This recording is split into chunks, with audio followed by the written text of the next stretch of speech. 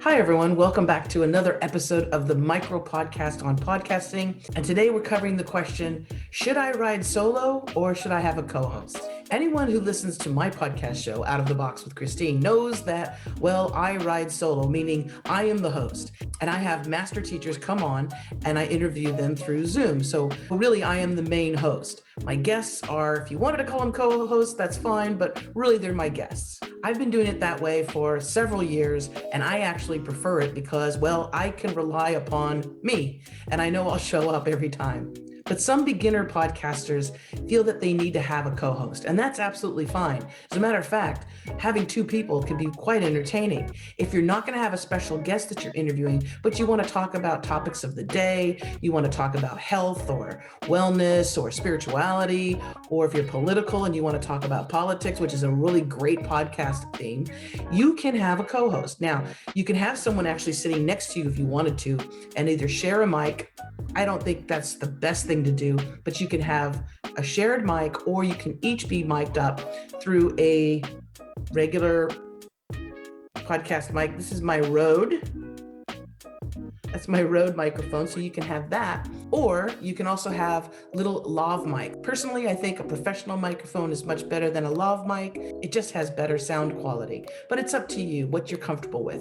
So if you were going to be sitting next to somebody, if it's someone that's in your location, you can do that very easily because the sound quality is something that you can kind of control. But if you have a co-host that's, let's say, on the other side of the country or in another country, you're going to have to make sure that your sound quality is quite good. So you definitely want to test it out beforehand. You might want to do a few practice runs. Personally, I record on Zoom, so you might want to set up a Zoom meeting and hit record. And if you're doing the video portion, which I always tell all of my coaching clients to make sure that they have a video companion to their audio podcast, you can test it out on Zoom and see how the quality is. Now, if you are having a co-host in another part of the country or another part of the world and you're using Zoom, you do have options in how it looks on the video portion of your podcast. You can have different gallery views. You can have it so that the camera is on both of you at the same time, or you can switch it to speaker view where the person who's speaking is going to be filling up the whole screen and the person who's not speaking ain't going to be seen at all. But that's just up to you and your preference. There's always pros and cons on either way. If you go solo, the pros are, well, you rely on yourself and you know you're going to show up. So pretty much you're not going to mess up too much. The con might be that it's just you working on your podcast show and you might want to collaborate with someone else just to lighten your load a little bit with the work that's involved.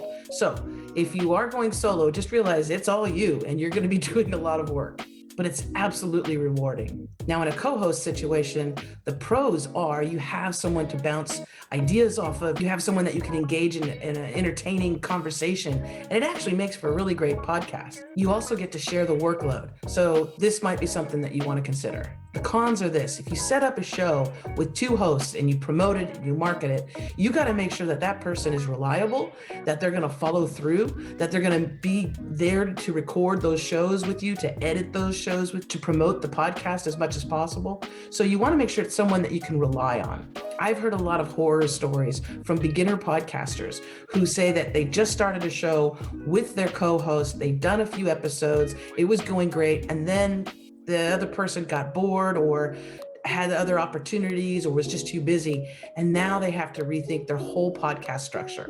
So before you get started, if you're going to go solo or if you're going to have a co-host, make sure you really think it through. And if you do have a co-host, make sure that you can rely on that person, you trust that person, and you can count on them to follow through and make sure that your podcast is the best it can be. Of course, another positive note about having a co-host is it's not just you promoting the show. It's not just you doing social media. Hopefully, if you have a good co-host, they're going to be promoting it on their social media, sending out emails when there's new shows, again, doing the workload. So it's not just all on you, but sharing that workload. So whatever your preference is, just take time to think about it before you launch that podcast. And of course, if you need any help getting started, if you have questions, if you want someone to help guide you, I am a podcast coach and trainer, and you can contact me at christineblosdale.com. That's christineblosdale.com. And I want to thank you again for tuning in to another episode of the Micro Podcast on Podcasting.